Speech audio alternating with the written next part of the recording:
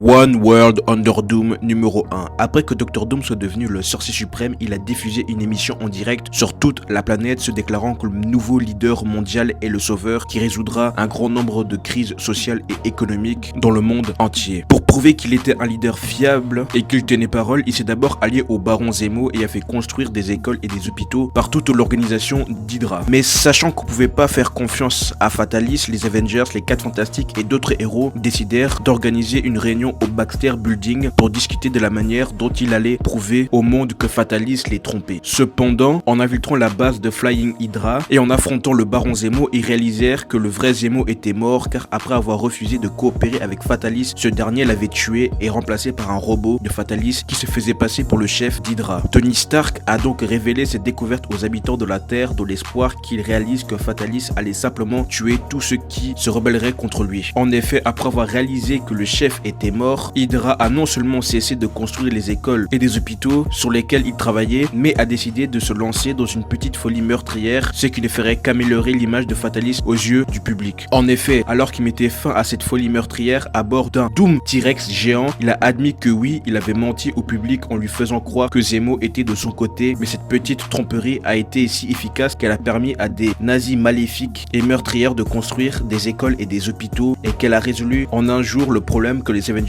essayaient de résoudre depuis la Seconde Guerre mondiale. Les gens ont donc commencé à se rallier à l'idée de Fatalis